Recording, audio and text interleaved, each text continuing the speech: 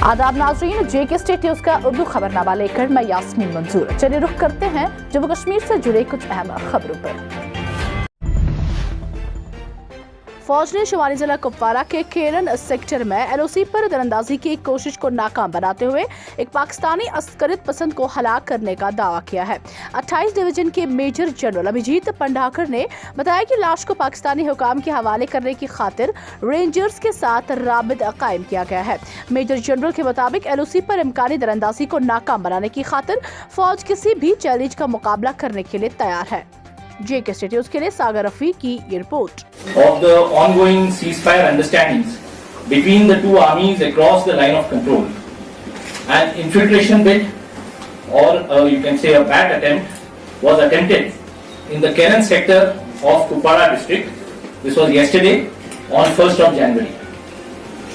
Swift action by the troops deployed at the line of control foiled the bid and eliminated the terrorist, later identified as Mohammad Shabir Malik, a Pakistan national equipped with weapons and ammunition and warlike stores. A search operation of the belongings have revealed a Pakistan national identity card, which you can see with his name written there, Mohammad Shabir Malik, and vaccination certificates also. नए साल के मौके पर माता वैष्णव देवी मंदिर में अकीदतमंदों की जबरदस्त भीड़ में मची भगदौड़ में 12 लोगों की मौत हो गई थी। इस वाक़े को ध्यान में रखते हुए अब मंदिर में दर्शन के लिए भक्तों को सख्त गाइडलाइंस पर अमल करना पड़ रहा है। दर्शन करने के लिए पहुंचने एक शख्स ने बताया कि अब मंदिर इंतजामिया काफी सख्त हो गई है। वो अब लोगों को दर्शन करने के लिए अपनी बारी का इंतजार करने और लाइन में ही आगे बढ़ने की सलाह दे रहे हैं। अकीदतमंदों का कहना है कि पहले इंतजामिया इतनी सख्त नहीं थी, लेकिन हफ्ते के वाक़े के बाद काफी तब्दीली देखने को मिली है। पुलिस अब पहले से ज्यादा बेहतर नजर आ रही है। श्रीनगर के नटीपोरा बड़शा नगर इलाके में शबाना आग की वारदात के दौरान तिजारती इमारत खाकस्तर हुई है, जिसमें लाखों रुपया मालियत का बिजली सामान राख के ढेर में तब्दील हो गया। सरकारी जरा ने बताया कि 1 और 2 जनवरी की दरमियानी रात को बड़शा नगर नटीपोरा इलाके में 3 मंजिला तिजारती इमारत से आग के शोले बुलंद हुए। उन्होंने कहा कि फायर एंड इमरजेंसी के एहलकार फौरी तौर पर जाए वारदात पर पहुंचे और आग बुझाने की कार्रवाई शुरू की। ताहम आतिशबाजी की इस वारदात में लाखों रुपया मालियत का इलेक्ट्रॉनिक और दूसरा सामान राख के ढेर में तब्दील हो गया। बारामूला के टंगमर्ग में इतवार को टंगमर्ग से द्रंग जाने वाले सड़क पर एक स्विफ्ट गाड़ी हादसा की शिकार हो गई।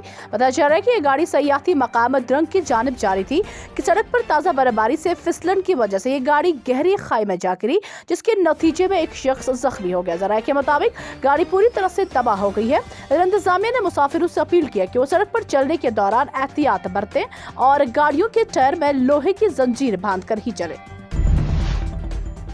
मुल्क में कोरोना वबा के फैलने के साथ साथ कोविड वैक्सीनेशन में भी इजाफा हो रहा है। गुज़श्ता 24 घंटों में मुल्क भर में 25 लाख से ज्यादा अफराद को कोविड वैक्सीन लगाए गए। इसके साथ ही कल वैक्सीनेशन 145.44 करोड़ से तजावुज कर गई है।